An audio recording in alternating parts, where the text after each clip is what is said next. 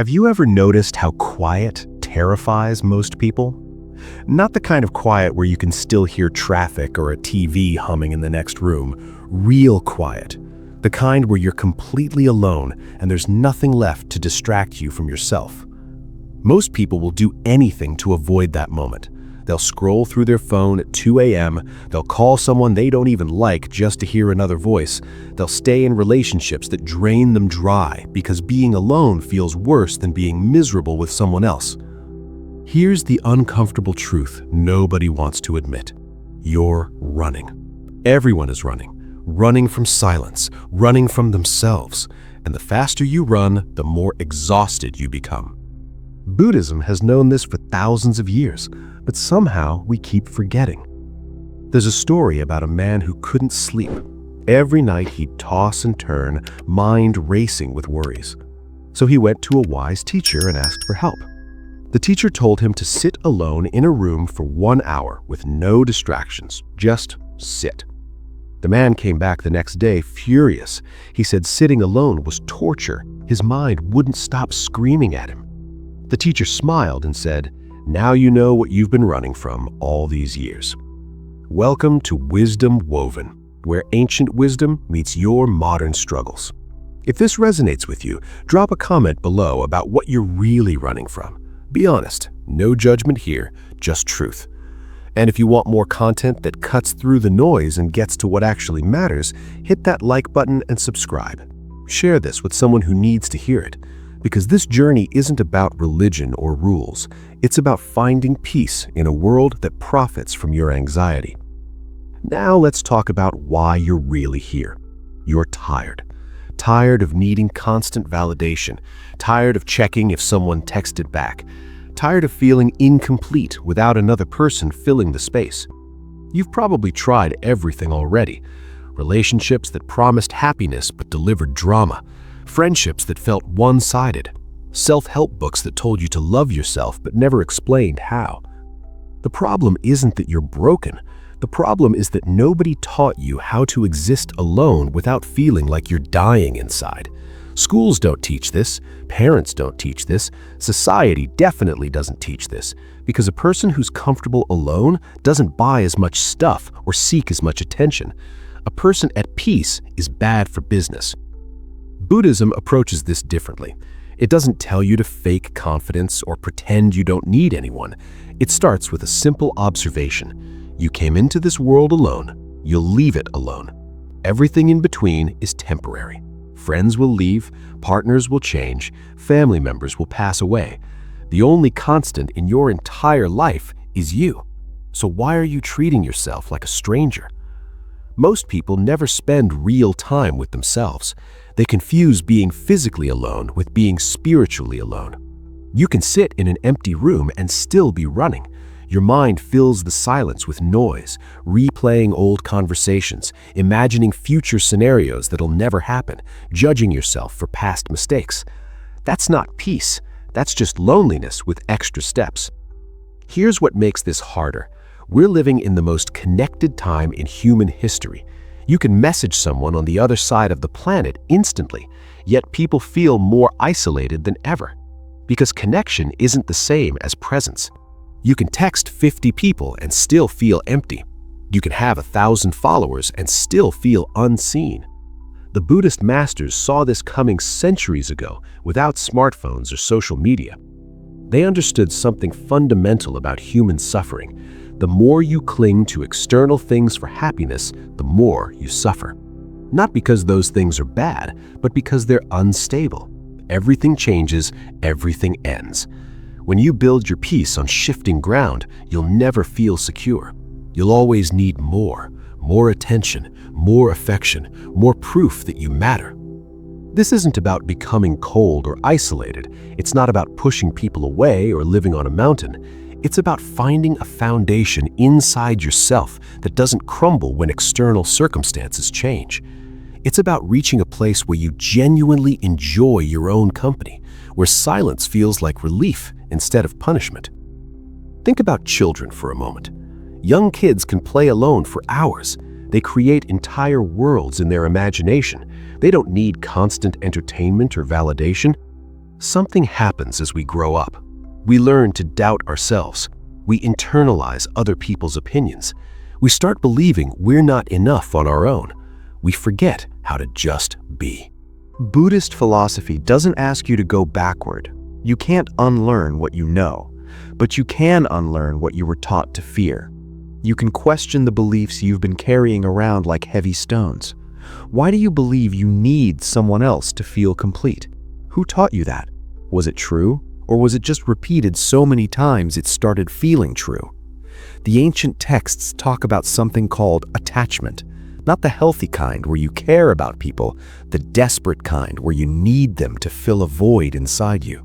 That void existed before they showed up. It'll exist after they leave. Only you can fill it. And you fill it not by cramming more stuff into it, but by understanding why it's there in the first place.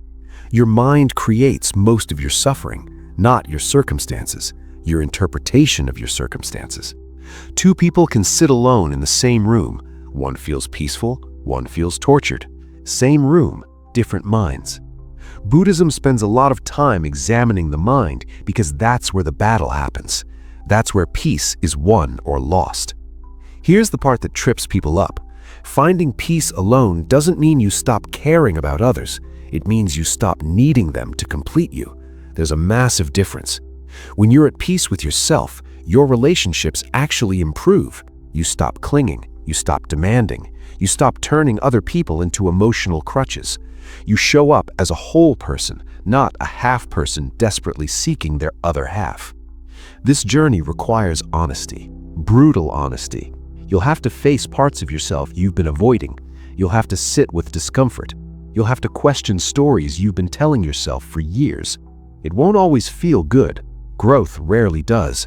But on the other side of that discomfort is something most people never experience: true freedom, the kind that doesn't depend on anyone or anything outside yourself. The Buddhist path isn't quick. It's not a life hack or a productivity trick. It's a complete reorientation of how you relate to yourself and the world. But every step you take toward inner peace makes everything else easier. Your anxiety decreases. Your relationships become less dramatic. Your mind gets quieter. You start enjoying simple moments that used to bore you to death. What you're about to learn in this video isn't theory. It's practical wisdom tested by millions of people over thousands of years. Real techniques that actually work when you apply them.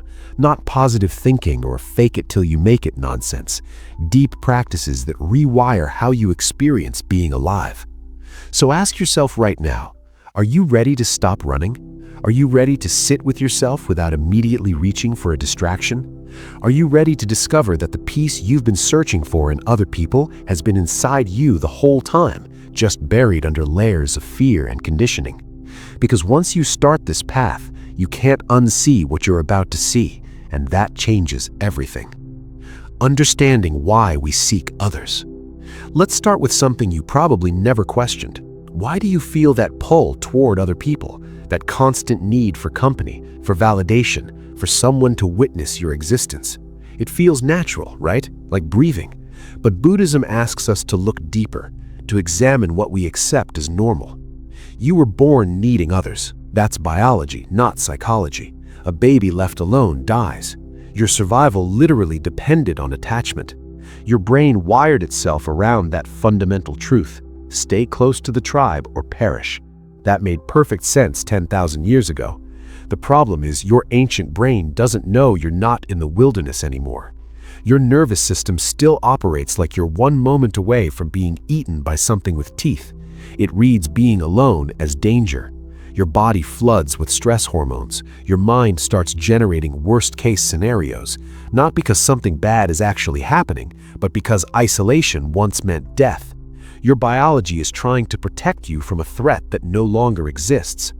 Buddhism recognized this pattern long before neuroscience did.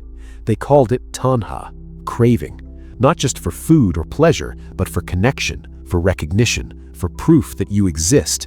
You crave others because somewhere deep down you believe you need them to survive. And in a way you once did, but you don't anymore. Your mind just hasn't updated its software. Here's where it gets interesting. Society took that biological need and weaponized it. From the moment you could understand language, you were taught that your value comes from outside yourself. Good grades meant you were worthy. Bad grades meant you disappointed someone. Love became conditional. You had to perform, had to achieve, had to be something other than what you naturally were. Every reward system you encountered reinforced the same message. Your worth is measured by external approval. Teachers praised you when you obeyed. Parents showed affection when you made them proud. Friends accepted you when you fit their expectations. Slowly, quietly, you learned to outsource your self-worth. You handed other people the remote control to your emotional state. By the time you became an adult, you'd completely forgotten how to validate yourself. You needed someone else to tell you that you mattered, that you were attractive, that you were smart or funny or interesting. Without that external confirmation, you felt invisible, like you might not exist at all if nobody was looking. Buddhism calls this the illusion of self. You think you're a fixed, solid thing, but actually you're more like a process, a constantly changing flow of thoughts, feelings, and sensations. The version of you that exists in your mind is largely constructed from other people's opinions. You've been stitching together an identity from scraps of approval and rejection your entire life. That's exhausting. Maintaining that constructed self requires constant effort. You have to monitor how others perceive you, adjust your behavior, hide parts you think they won't like, show parts you think they will. You're performing all the time, even when you're not aware of it. No wonder being alone feels threatening. Without an audience, who are you?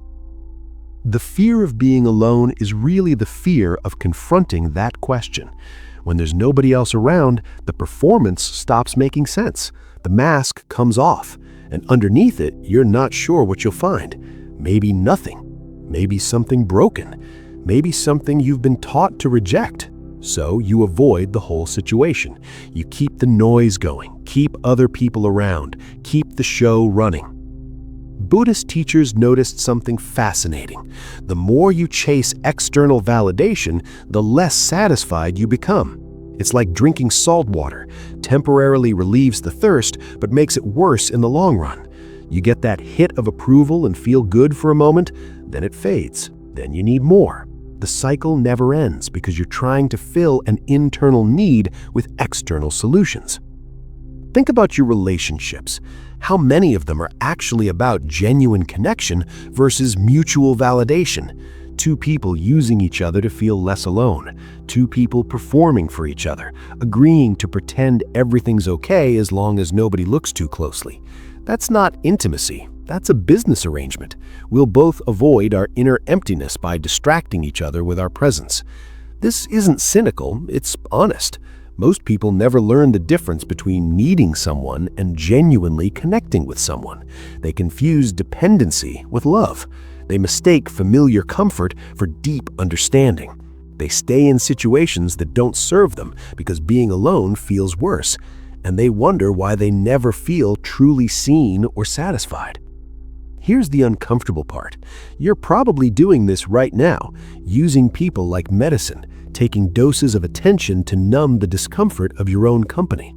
It's not malicious. You weren't taught any other way, but it's also why you're here watching this, because somewhere inside you know something's wrong with this system. Buddhism doesn't blame you for this. It understands the conditioning runs deep. Thousands of years of evolution plus decades of social programming. You never stood a chance. But understanding why you seek others is the first step toward freedom. You can't change a pattern you don't see. You can't question a belief you don't know you're holding. The seeking itself isn't the problem. Humans are social animals. Connection is beautiful. The problem is the desperation underneath it, the belief that you're incomplete alone, the fear that silence will destroy you. That's what needs examining. That's where the real work begins. Your mind has been running the same program for so long it feels like truth. I need others to be okay. I need validation to have worth. I need constant stimulation to avoid facing myself. These aren't facts, they're habits. and habits can be changed. But first, you have to see them clearly. You have to catch yourself mid-pattern and ask, is this actually true? Most people never ask that question. They spend their entire lives seeking external solutions to internal problems, changing partners when the emptiness returns, finding new friends when the old ones can't fix what's broken, staying busy, staying connected, staying anywhere but alone with their actual thoughts and feelings. It works until it doesn't. Buddhism offers a different approach. Instead of running from your need for others, you turn toward it. You examine it. You sit with the discomfort of not having someone else there to validate you. Not forever, just for a moment. Long enough to realize you don't actually disappear when you're alone. Long enough to discover that the peace you've been seeking in others might be closer than you think. Understanding why you seek others doesn't make the seeking stop immediately, but it creates space. Space to choose differently. Space to notice when you're reaching for your phone not because you want connection, but because you're uncomfortable with yourself. Space to recognize that the person you've been avoiding your whole life is the one person you'll never escape. You. That realization changes everything. Not all at once, slowly, like ice melting. The desperate need softens. The constant seeking quiets down, and in that quiet, something else becomes possible, something you've been too busy to notice. The possibility that you might actually be enough, just as you are, right now, without anyone else completing the picture. The root of inner suffering. Pain is unavoidable. Suffering is optional. Buddhism draws a hard line between these two things, and most people miss it completely. Pain is physical. You stub your toe, it hurts. That's pain. Suffering is what your mind does with that pain, the story it tells, the meaning it assigns, the drama it creates around a temporary sensation. You're suffering right now, probably, not because your life is necessarily terrible, but because your mind won't stop arguing with reality. You want things to be different than they are. You want people to behave differently. You want to feel differently. You want time to move slower or faster. Your entire experience of suffering comes from that gap between what is and what you think should be.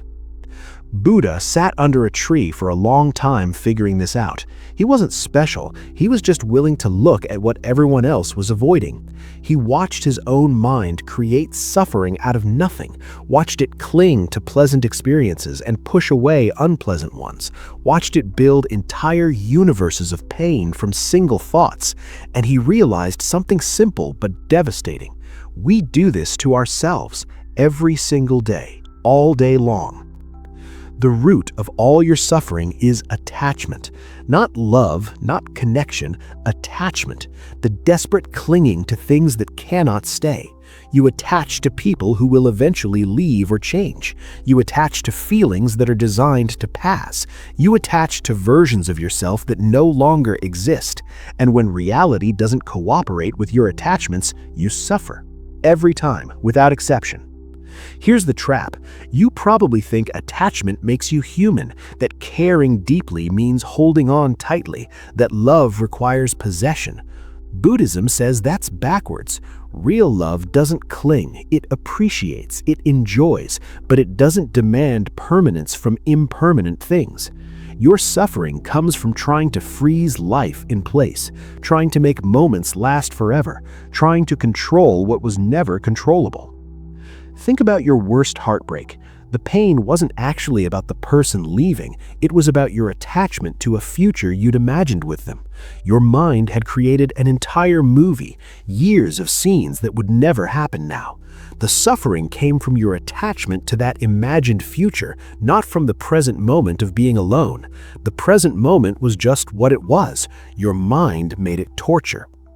This applies to everything. You suffer about your job because you're attached to a certain image of success. You suffer about your body because you're attached to looking a certain way. You suffer about aging because you're attached to youth. You suffer about opinions because you're attached to being right. The content changes, but the mechanism stays the same. Attachment plus impermanence equals suffering. It's almost mathematical.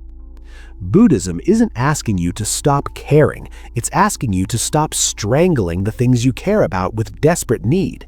There's a difference between holding something gently and gripping it so hard your knuckles turn white. One appreciates, one suffocates. Most people never learn that difference. They confuse intensity with depth. They think if they're not anxious about something, they must not care enough. Your ego is the master of suffering, that voice in your head that never shuts up, the one constantly judging, comparing, defending, attacking. It needs problems to solve because that's how it justifies its existence. If everything was fine, you wouldn't need that internal narrator running commentary on every experience. So it creates problems, finds threats that aren't there, invents dramas to stay relevant. The ego thrives on separation. Me versus them, my way versus your way. My suffering is worse than your suffering. It builds walls everywhere because it thinks that's protection, but those walls don't keep danger out. They keep you locked in, trapped with your own thoughts, your own stories, your own endless internal arguments with reality. Here's what nobody tells you. Most of your suffering is optional. Not all of it. Real pain exists. Injustice exists. Loss exists, but the layer of suffering you add on top through rumination, through resistance, through attachment to how things should be, that's optional. That's something your mind does automatically because it was never trained to do anything else. Buddhist practice is essentially training your mind to suffer less, not by avoiding pain, but by changing your relationship to it. Pain arises, you feel it, you acknowledge it, then you let it pass. You don't build a house around it. You don't make it mean something about your worth. You don't use it as evidence that life is cruel. You just let it be what it is, a temporary experience in a temporary body. The problem is your mind doesn't want to let anything pass. It wants to hold on, replay, analyze, extract meaning, turn everything into a story about you. Someone cuts you off in traffic and your mind turns it into evidence that people are disrespectful. You don't get invited to something and your mind turns it into evidence that you're unlikable. Nothing can just be what it is. Your ego has to make it personal. This is exhausting, constantly defending yourself against imaginary threats, constantly trying to control the uncontrollable, constantly measuring yourself against impossible standards. Your suffering isn't coming from your circumstances, it's coming from your relationship to your circumstances. And that relationship is entirely constructed by your mind based on years of conditioning and false beliefs. Buddhism asks you to question everything you think you know about suffering. Is it really necessary? Is it actually protecting you? Or is it just a habit, a pattern your mind runs because it's never been taught a different way? Most people never ask these questions. They accept their suffering as inevitable. They think that's just how life is. It's not. You create most of your own suffering through three basic patterns: craving what you don't have, resisting what you do have, and pretending things are permanent when they're not. These three mistakes generate endless pain. You want a different job, a different partner, a different body. You resist your current situation, your current feelings, your current limitations, and you act like everything will stay the same forever, even though you know it won't. The Buddha's big insight wasn't complicated. Everything changes. Everything. Your body, your thoughts, your relationships, your circumstances. Fighting that fact causes suffering. Accepting it brings peace. Not resignation, not giving up. Acceptance, seeing reality clearly without the distortion of your preferences. That's the root practice. That's where freedom begins. But acceptance is hard because your ego thinks it means defeat. It thinks acceptance means you don't care or you're weak, so it keeps fighting, keeps resisting, keeps creating suffering to prove it's strong. Meanwhile, you're exhausted, worn down by battles that never needed to happen, fighting enemies that only exist in your head. Here's the thing about suffering. It's a teacher if you let it be. Every moment of suffering is your mind showing you where you're attached, where you're clinging, where you're demanding that reality be different than it is. Instead of trying to eliminate suffering, Buddhism says investigate it, get curious about it. What belief is creating this? What attachment is underneath? What am I resisting right now? Most people avoid this investigation because they're afraid of what they'll find. They think if they look too closely at their suffering, it'll get worse. The opposite is true. Suffering thrives in darkness, in avoidance, in distraction. When you turn toward it with curiosity instead of fear, it starts to dissolve. Not because you're doing anything fancy, just because you're seeing it clearly for the first time. The root of your suffering isn't out there. It's not your difficult childhood or your toxic ex or your stressful job. Those are contributing factors, but the root is in your mind, in how you interpret, attach, resist, and cling. And that's actually good news, because you can't control what happens to you, but you can learn to change how you relate to what happens. That's where your power actually lives. That's where peace becomes possible. Breaking free from attachment. Breaking free from attachment sounds impossible until you understand what attachment actually is. It's not caring, it's not loving, it's the white-knuckled grip on things that were never meant to be held. It's the voice that says, this person, this feeling, this moment must stay exactly as it is or I'll fall apart. That voice is lying. You won't fall apart. You just think you will. The first step toward freedom is brutal honesty. You have to admit what you're actually attached to, not the surface stuff, the deep patterns. You're not just attached to your partner, you're attached to the identity of being someone's person. You're not just attached to your job, you're attached to the story it tells about your worth. Strip away the comfortable lies. Look at what you're really clinging to. Usually, it's not what you think. Buddhism teaches impermanence not as philosophy, but as fact. Everything you can see, touch, or experience is already in the process of ending. Your body is dying cell by cell. Your thoughts appear and vanish. Your feelings rise and fall like waves. Nothing stays, ever. This isn't depressing, it's liberating. Because once you truly accept that nothing lasts, you stop wasting energy trying to make it last. Most people fight impermanence their whole lives. They try to freeze good moments. They panic when things change. They treat endings like failures instead of natural conclusions. Buddhism says that's like trying to hold water in your fist. The tighter you squeeze, the faster it escapes. The only way to keep water is to cup your hands gently and accept that eventually it'll evaporate anyway. Here's where people get confused. They think letting go means not caring. They think acceptance means apathy. That's not it at all. You can love something deeply without needing to own it. You can enjoy something fully without demanding it stay forever. The attachment isn't in the loving, it's in the needing. It's in the fear of loss. It's in the belief that you can't be okay without this specific thing. There's a practice called contemplating death. Sounds dark, but it's actually freeing. Every morning, remind yourself that you will die. Everyone you love will die. Everything you own will be gone. Not to be morbid, to be realistic. When you accept that everything is temporary, including you, suddenly today matters differently. You're not postponing life waiting for perfect conditions. You're not taking things for granted because they'll always be there. You're actually present. Attachment thrives on the illusion of control. You think if you just hold on tight enough, plan well enough, worry sufficiently, you can keep bad things from happening. You can't. Life doesn't work that way. Control is a comforting fiction your mind created to feel safe. The universe doesn't consult you about its plans. Things will change whether you're ready or not, whether you agree or not. Your attachment doesn't protect you. It just makes the inevitable harder. Breaking free starts with small releases. Notice when you're gripping. Notice when your jaw clenches because someone didn't respond to your text fast enough. Notice when your stomach tightens because plans changed. Notice when your mind spirals because something didn't go your way. Those physical sensations are your body showing you where you're attached. That's where the work happens, right there in that moment of tension. The practice is simple, but not easy. When you notice yourself gripping, consciously relax. Unclench your jaw, soften your belly, slow your breath. Your body and mind are connected. When you release physical tension, mental attachment loosens too.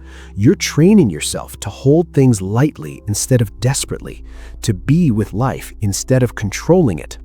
Buddhism has a concept called non-attachment. Not detachment, that's different. Detachment is cold. It's building walls. It's protecting yourself by not letting anything in. Non-attachment is warm. It's experiencing everything fully while knowing nothing is permanent. It's loving people completely while accepting they're free. It's enjoying moments without needing to capture them. It's being fully alive without clinging to life. Here's what changes when you practice non-attachment. Disappointment still happens, but it doesn't destroy you. Loss still hurts, but it doesn't define you. Change still comes, but it doesn't terrify you. You become flexible instead of rigid, open instead of defended, present instead of constantly planning ahead or reliving the past. Your energy stops going toward holding on and starts going toward actually living. People worry that non-attachment will make them passive, that they won't care about anything. That's backwards. When you're not constantly anxious about losing things, you can actually appreciate them. When you're not white-knuckling your way through relationships, you can actually connect. When you're not attached to specific outcomes, you can take genuine risks. Non-attachment doesn't make you care less. It makes you care better. Think about your attachments like weights you're carrying. Each one promised to make you feel secure. Your attachment to approval, your attachment to being right, your attachment to certain outcomes, your attachment to how you think life should look. You've been hauling these around thinking they're protecting you. They're not. They're exhausting you. And you can put them down anytime you choose. The Buddhist path doesn't ask you to drop everything at once. That would be overwhelming and probably fake.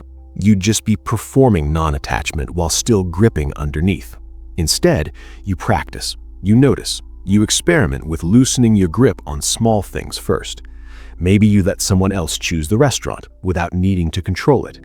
Maybe you don't check your phone for validation for an hour. Baby steps toward freedom. What you discover through practice is surprising. The things you thought you needed, you don't. The control you thought was keeping you safe was actually keeping you anxious. The attachments you thought made life meaningful were actually preventing you from experiencing meaning. Real meaning doesn't come from grasping. It comes from being fully present with what's actually here, right now, without needing it to be different. Breaking free from attachment doesn't mean you stop wanting things. You're human. Desires arise. That's natural. The difference is you don't mistake those desires for needs. You don't treat preferences like life or death situations. You can want something and be okay if you don't get it. You can hope for outcomes without collapsing if they don't happen. You can have goals without attaching your worth to achieving them. This is where real power lives, not in controlling everything, in being okay with anything. When you're not attached to specific outcomes, you can't be manipulated by fear. When you're not clinging to people's opinions, you can't be controlled by judgment. When you're not desperate for external validation, you can't be broken by rejection. You become unshakable, not because nothing bothers you, but because nothing owns you. The practice never ends. You don't graduate from attachment. It's not like you reach some enlightened state where you never grip again. The mind creates new attachments constantly. That's what minds do. The difference is you get better at catching them earlier, better at releasing them faster, better at living with open hands instead of closed fists. And slowly, almost without noticing, you become free. Freedom doesn't look like you thought it would. It's not dramatic. It's not some peak experience where angels sing. It's quiet. It's waking up one day and realizing you're not constantly anxious anymore. You're not checking your phone desperately. You're not needing people to behave certain ways for you to be okay. You're just here, present, alive, enjoying what's available without demanding what's not. That's the freedom Buddhism offers.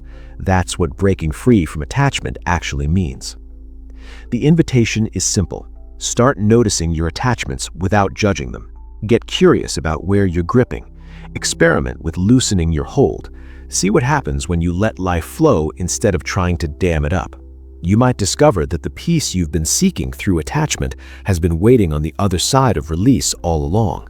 Not in having more, in needing less. Not in holding tighter, in letting go. Building your inner foundation. You can't build a house on sand. Everyone knows this. Yet most people spend their entire lives building their sense of self on the shakiest ground imaginable. Other people's opinions, external circumstances, temporary feelings. Then they wonder why they feel unstable, why one criticism ruins their whole week, why being alone feels like standing on nothing. Buddhism talks about building an inner foundation, not metaphorically, actually constructing something inside yourself that doesn't move when external conditions change. Something solid that exists whether people like you or not, whether you succeed or fail, whether you're surrounded by friends or sitting alone in silence. This isn't something you're born with, it's something you build, deliberately, brick by brick. Most people never even attempt this. They outsource their foundation to other people. Their partner becomes their stability. Their job becomes their worth. Their social status becomes their identity. This works fine until it doesn't, until the partner leaves, until the job ends, until the status changes. Then they're standing on nothing wondering what happened. What happened is they built on borrowed ground. Here's the uncomfortable truth. Nobody can give you a foundation. Not your parents, not your therapist, not your spiritual teacher. They can guide you, they can show you tools, but the actual building, that's your job. It requires showing up alone, doing the work when nobody's watching, confronting parts of yourself you'd rather ignore. Most people avoid this because it's hard and there's no audience to perform for. The foundation starts with self-knowledge, not the shallow kind, where you know your favorite color or your personality type. Deep knowledge. Why do you react the way you do? What beliefs are running your life underneath conscious awareness? What are you actually afraid of? Most people live their entire lives without answering these questions. They're too busy reacting to ever examine the pattern. Buddhist practice is essentially becoming a scientist of your own mind. You observe, you don't judge, you don't try to fix immediately, you just watch. How does anger arise in your body? What thought pattern precedes anxiety? What are you actually feeling underneath that numbness? This observation builds foundation because you're finally getting to know yourself, the real you, not the persona you show others. Meditation is the primary tool for this, not the trendy kind where you're trying to feel peaceful or manifest abundance. Raw meditation, sitting with whatever's actually there. Discomfort, boredom, restlessness, the urge to check your phone, the itch to move, the thoughts that won't stop. You sit with all of it without running. That's how you build strength, by staying when every impulse says leave. People quit meditation because they think they're doing it wrong. Their mind won't stop, they can't focus, they feel more anxious than before. That's not failure. That's you finally noticing what's been happening in your mind all along. You weren't more peaceful before meditation, you were just better at distracting yourself from your internal chaos. Meditation shows you what's actually there, and yes, it's usually a mess. Building foundation means facing that mess, not fixing it, not transcending it, just being honest about it. You have parts you hate, thoughts you're ashamed of, feelings you've been suppressing for years. Buddhism says, bring it all into the light. Look at it. The shame loses power when you stop hiding from it. The fear loses control when you stop running from it. The darkness becomes manageable when you stop pretending it isn't there. This is the opposite of positive thinking. You're not affirming your way to inner peace. You're excavating, digging through layers of conditioning, trauma, false beliefs, and borrowed identities until you hit something solid, something real, something that was there before anyone told you who you should be. That's your foundation, your original nature before the world covered it up. The process takes time. You've spent decades building on sand. You can't fix that in a weekend workshop or a 30-day challenge. Buddhism is honest about this. Real transformation is slow, uncomfortable, unglamorous. There's no highlight reel, no before and after photos, just you sitting alone, doing the internal work nobody will ever see or applaud. That's how you know it's real. Part of building foundation is developing what Buddhists call equanimity. Not indifference, not apathy, steady presence regardless of circumstances. Good things happen and you don't get carried away. Bad things happen and you don't collapse.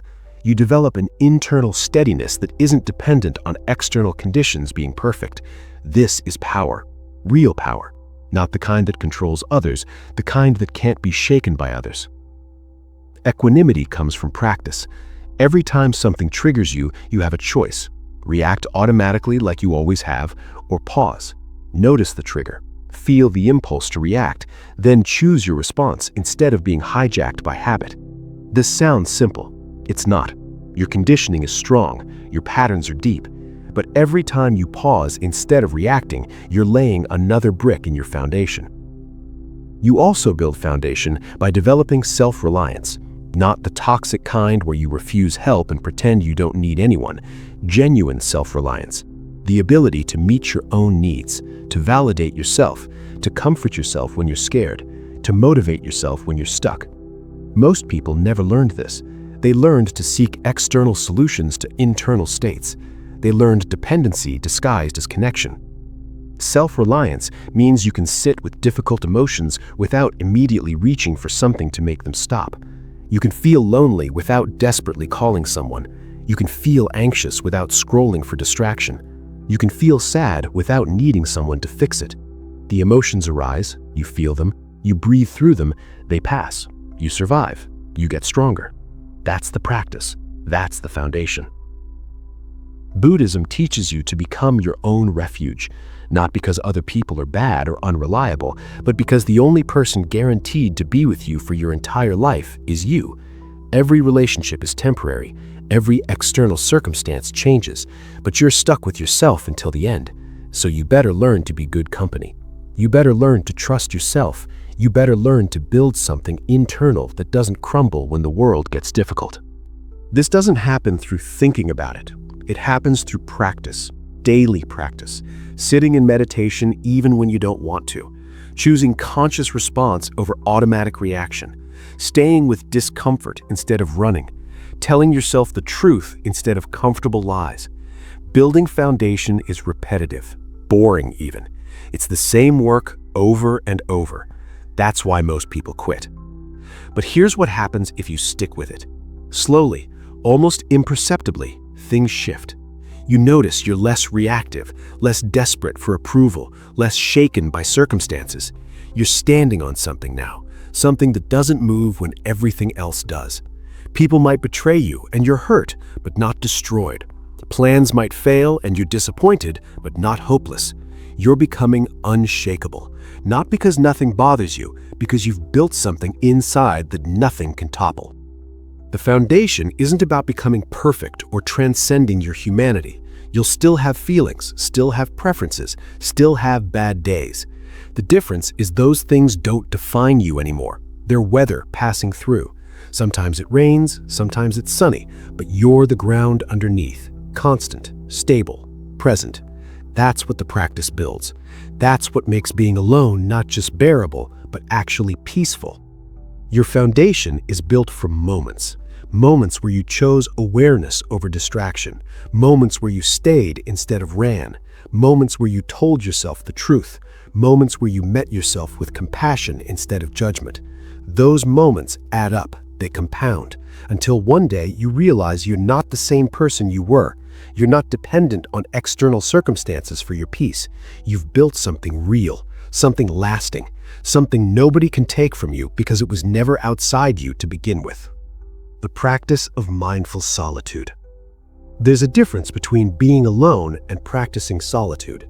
Most people are alone all the time, in their car, in their bedroom, in the bathroom, but they're never actually in solitude because their mind is somewhere else, replaying conversations, planning tomorrow, scrolling through other people's lives. You can be physically alone and mentally surrounded by noise. That's not solitude. That's just loneliness with distractions. Mindful solitude is deliberate. It's choosing to be alone and actually being present for it, not filling the space with podcasts or music or background TV, not half there while texting people. Fully alone, fully present. Just you and whatever's actually happening in this moment. Most people can't do this for 5 minutes without panicking. Their mind starts screaming that something's wrong, that they should be doing something, being someone, producing something, anything but just sitting there. Buddhism says that panic is the sound of your conditioning breaking down. You've been taught your whole life that your value comes from productivity, from being needed, from staying busy. Solitude threatens all of that. In solitude, you're not producing. Nobody needs you right this second. You're not busy. You're just being, and your ego hates it, because being doesn't generate the validation it craves. The practice starts simple. 10 minutes. Set a timer, sit somewhere comfortable. No phone, no book, no distractions. Just sit. Don't try to meditate if that feels intimidating. Don't try to think positive thoughts. Don't try to do anything. Just exist. Be present with whatever comes up. Thoughts will come. Let them. Feelings will arise. Notice them. The urge to quit will surface. Acknowledge it, then stay anyway. Those first few minutes will probably feel eternal. Your mind will list everything you should be doing instead. Your body will itch in places that never itched before. You'll remember urgent tasks that suddenly seem critical. This is normal. You're not bad at solitude. You're just noticing for the first time how much resistance you have to being with yourself. That awareness is the beginning of freedom. The trick is not fighting the resistance. Most people make solitude into another performance. They sit there trying to be peaceful, trying to have some transcendent experience, trying to prove they're good at this. That's just the ego finding a new game to play. Real solitude has no goal. You're not trying to achieve anything. You're not becoming a better person. You're just sitting there, being nobody, going nowhere, doing nothing. This terrifies the modern mind. We're addicted to progress, to optimization, to becoming. Solitude says stop becoming, just be. You're already complete. You don't need to improve or achieve or transform into something else. You just need to be present with what's already here. That's revolutionary in a culture that profits from your sense of incompleteness. After a few days of 10-minute sessions, something strange happens. The panic lessens. Not because you've conquered anything, but because you've proven to yourself that solitude won't kill you. Your nervous system starts to understand that being alone isn't danger. It's just a state, a neutral state. Your mind begins to settle, not into bliss or peace necessarily, just into being less manic about the whole thing. Now you can extend it. 15 minutes, then 20.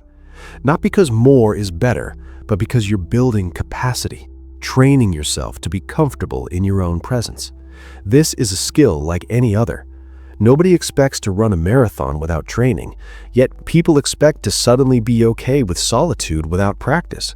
It doesn't work that way. You build the muscle slowly, consistently, without judgment. Mindful solitude has layers.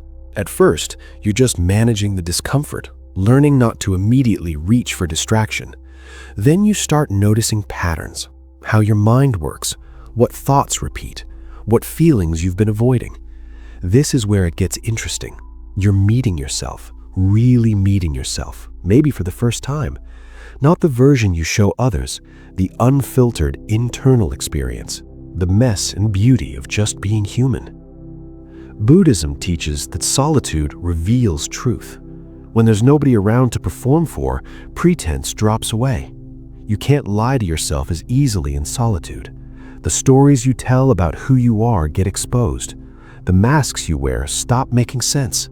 What's left is just raw experience, thoughts arising, sensations flowing, emotions moving through. No meaning attached, no story wrapped around it, just the simple fact of being alive, right now. This is uncomfortable because you've spent your whole life constructing a self, a coherent story about who you are. Solitude shows you that story is fiction. There's no solid self in there, just a constantly changing flow of experiences. Your mind labels it me to create continuity, but look closely in solitude and the me becomes harder to find. There's just experiencing happening, nobody doing it, it's just occurring. People reach this point and either deepen the practice or run away. It's destabilizing to realize you're not who you thought you were, that the self you've been defending and promoting and worrying about is a construction. Some people can't handle that. They go back to distraction, back to noise, back to letting other people's presence confirm that they exist. That's fine. Not everyone is ready. Buddhism doesn't judge. It just offers tools for those who are willing to look. If you keep practicing, solitude becomes less about enduring and more about enjoying. You start to crave those moments alone, not to escape people, but to return to yourself, to that quiet space where you don't have to be anyone, where you can just rest in existence without performing or producing or proving anything. This is what people mean by inner peace. It's not some mystical state, it's just being comfortable in your own unadorned presence. The practice deepens when you bring it into daily life. You're washing dishes. Are you present with the sensation of water and soap? Or is your mind somewhere else? You're walking. Are you feeling your feet on the ground? Or are you lost in thought? Mindful solitude isn't just formal sitting. It's any moment where you're fully present with your actual experience instead of lost in mental noise. The more you practice, the more moments of real presence you have. Here's what changes. You stop needing constant stimulation. Boredom becomes interesting. You notice details you always missed, the way light moves, how breath feels, the texture of silence. Your sensory experience becomes richer because you're actually here for it. Most people go through life in their heads, missing the actual experience of being alive. Mindful solitude brings you back to direct experience, back to the miracle of ordinary moments. You also develop a relationship with yourself, not a narcissistic one, a genuine friendship. You become someone you enjoy spending time with, someone you trust, someone who shows up for you when things get hard. This changes everything. Because when you genuinely like your own company, being alone stops feeling like punishment. It feels like coming home, like taking off uncomfortable clothes, like finally relaxing. The practice never becomes perfect. Some days solitude is peaceful. Some days it's restless and difficult. Some days your mind won't shut up. Some days you're present and clear. Buddhism says that's all okay. You're not trying to control your experience. You're learning to be with whatever experience arises. That's the practice. Not achieving perfect peace, just being honestly present with what is. Mindful solitude also teaches you about impermanence directly. Sit still long enough and you watch everything change. Thoughts come and go. Sensations rise and fall. Moods shift. Nothing stays. This isn't abstract philosophy anymore. It's direct observation. You're watching the truth of impermanence in real time. This changes how you relate to everything. If you can watch a strong emotion arise and pass in solitude, you stop believing emotions will last forever. You stop being controlled by temporary states. The invitation is to experiment.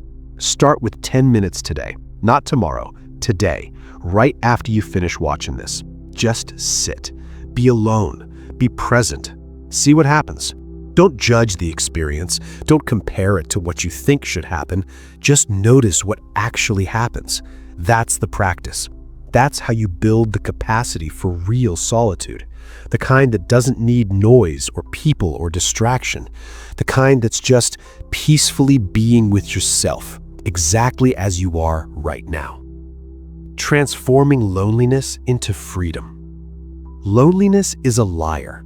It whispers that you're incomplete, that something's missing, that you need someone else to fill the void. And you believe it because loneliness feels so convincing.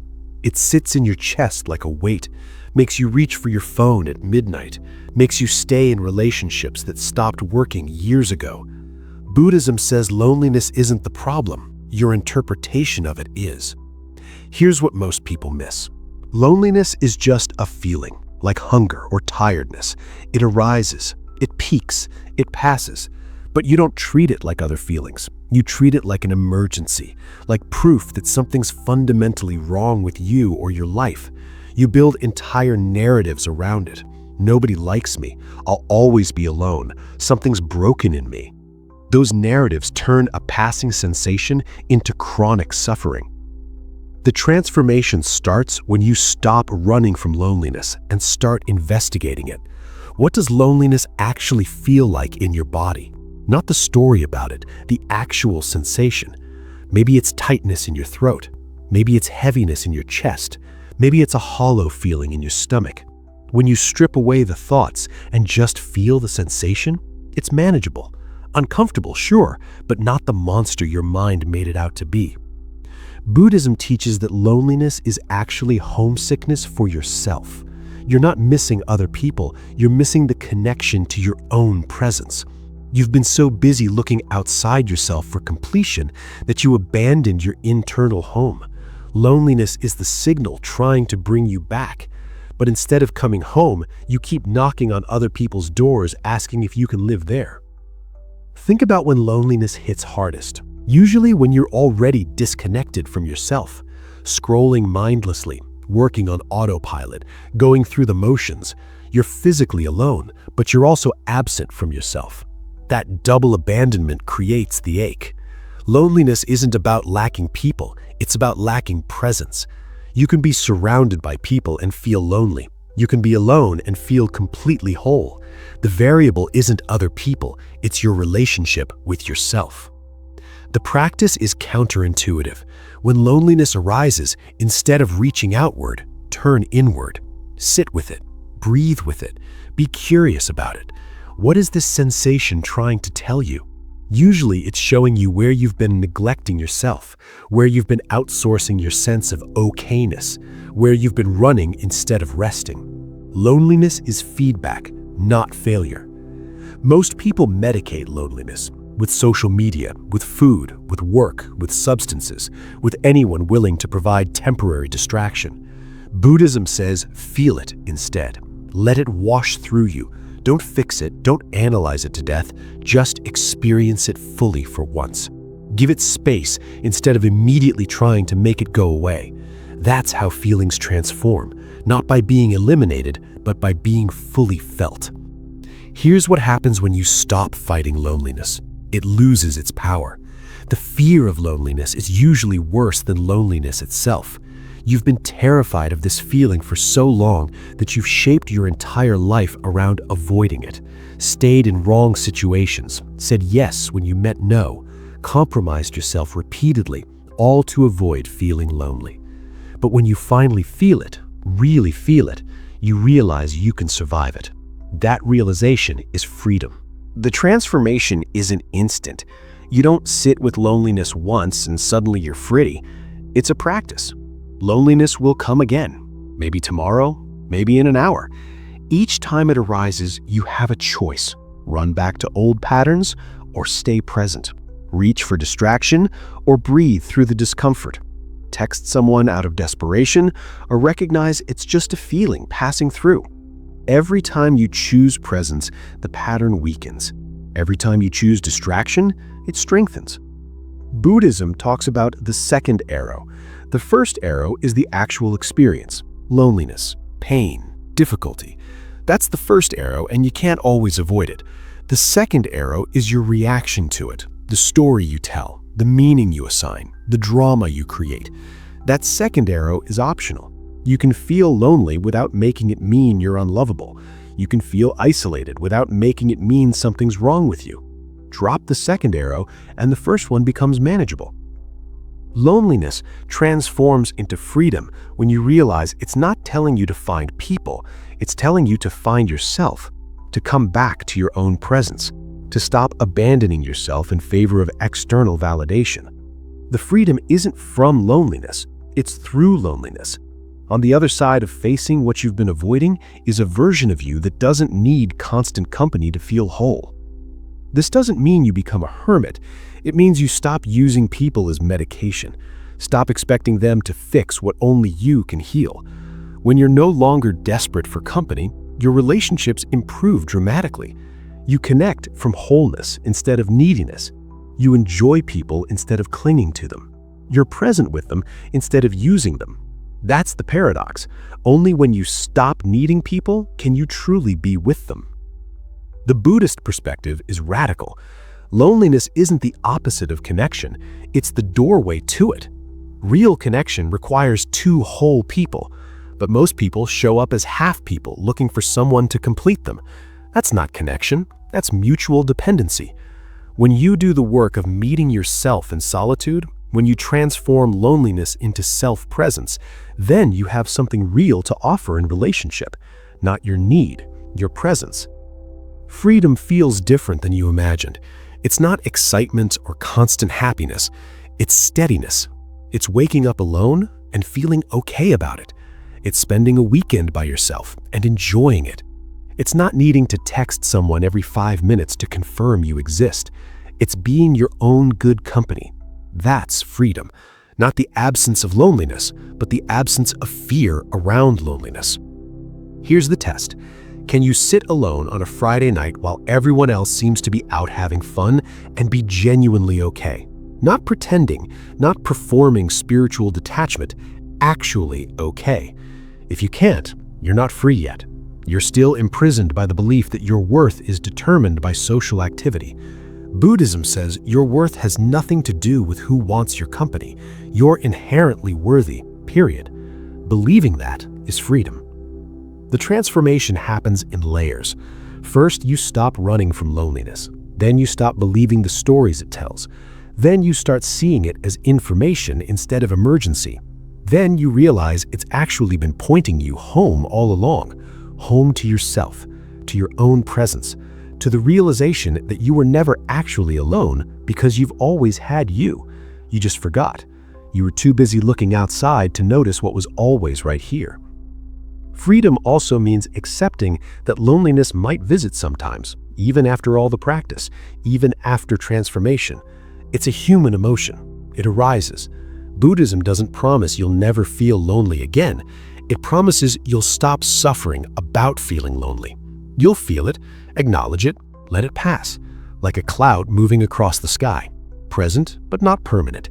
Uncomfortable, but not unbearable. Just another experience in a life full of constantly changing experiences. The real transformation is this. Loneliness stops being the enemy. It becomes a teacher. Every time it arises, it's showing you where you're still abandoning yourself, where you're still looking outside for what's inside, where you're still believing the lie that someone else can make you whole. And slowly, with practice, those moments of abandonment become fewer. You spend more time present with yourself, more time comfortable in your own skin, more time experiencing the freedom that was always available but hidden underneath fear. The invitation isn't to never feel lonely.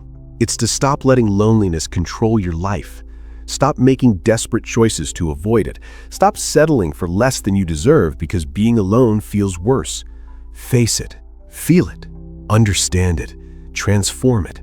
Not into something else, just into what it actually is. A temporary sensation, a messenger, a doorway, not a prison. That's how loneliness becomes freedom. Not by being eliminated, by being understood, by being welcomed home, by being recognized as the teacher it always was. Conclusion. So, here we are, at the end of this journey. But really, this is where your journey begins. Everything you've heard means nothing if you don't apply it. Knowledge without practice is just entertainment. You'll forget most of this by tomorrow unless you actually do something with it. That's not pessimism. That's just how minds work.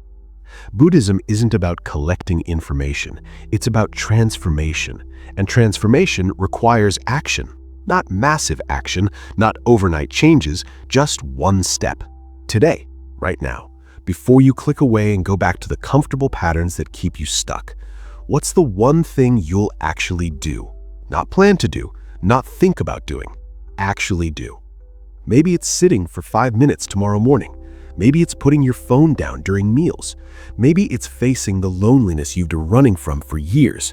Whatever it is, make it small enough that you can't fail. Don't try to become enlightened by next Tuesday. Just do one thing differently. That's how change happens. Not in dramatic moments, in boring, consistent, undramatic repetition. Here's what nobody tells you about finding peace alone. It's not a destination you reach and then you're done. It's a practice you return to again and again for the rest of your life. Some days will be easy, some days you'll feel like you've lost all progress. That's normal. That's human. Peace isn't about never struggling. It's about knowing how to return to yourself when you do struggle. The world will keep trying to convince you that you're incomplete, that you need this product, this relationship, this achievement to be whole. Entire industries profit from your sense of lack, from your belief that happiness lives outside you. Buddhism says that's the big lie. Everything you need is already here, inside you, right now. Not because you're special, because you're human, and humans have the capacity for profound inner peace. You just forgot. The practice is remembering. You don't need anyone to complete you. Read that again. You don't need anyone to complete you. Not because people don't matter, they do. Connection is beautiful, love is essential, but needing someone and choosing someone are completely different. When you need people, you cling. When you choose people from a place of wholeness, you connect. Real connection only happens between two complete people, not two halves desperately trying to make a whole. The freedom Buddhism offers isn't easy. Nobody's pretending it is. It's easier to keep running, keep distracting, keep numbing, keep blaming external circumstances for internal states. That's the well-worn path. But you didn't watch this entire video because you want easy. You watched because somewhere inside, you know there's another way. A harder way, a lonelier way initially, but ultimately, a freer way. This path requires courage, not the loud kind, the quiet kind. The courage to sit with yourself when every impulse says run. The courage to question beliefs you've held your entire life. The courage to admit you've been wrong about what creates happiness. The courage to try something different, even though you might fail.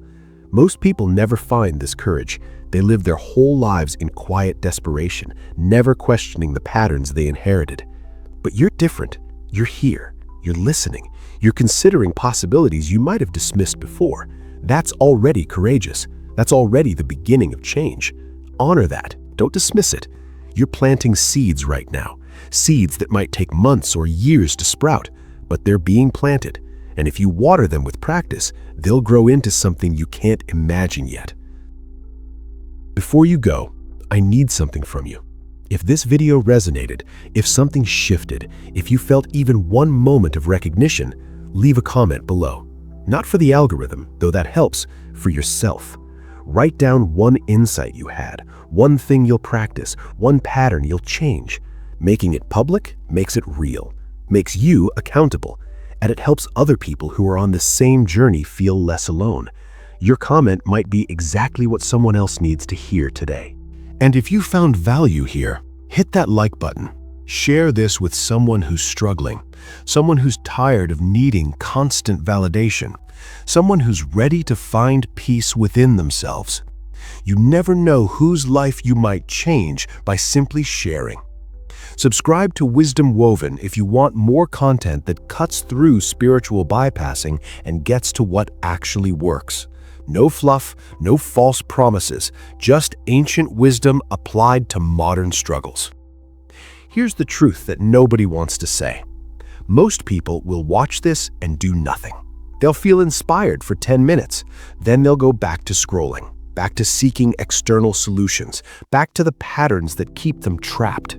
That's fine. Not everyone is ready.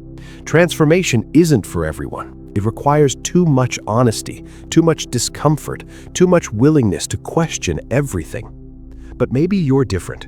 Maybe you're tired enough of suffering that you're willing to try something new.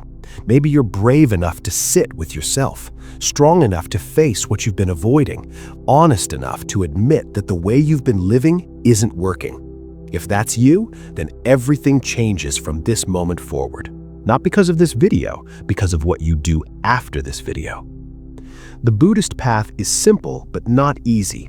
Sit with yourself. Notice your patterns, question your attachments, build your foundation, practice presence, transform loneliness, Develop daily habits. Do this consistently and your life changes. Not overnight, slowly, almost imperceptibly, until one day you wake up and realize you're not the same person.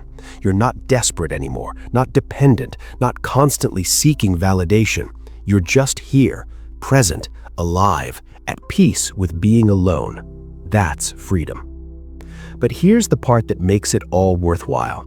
When you find peace alone, when you become complete within yourself, your capacity for genuine connection expands exponentially.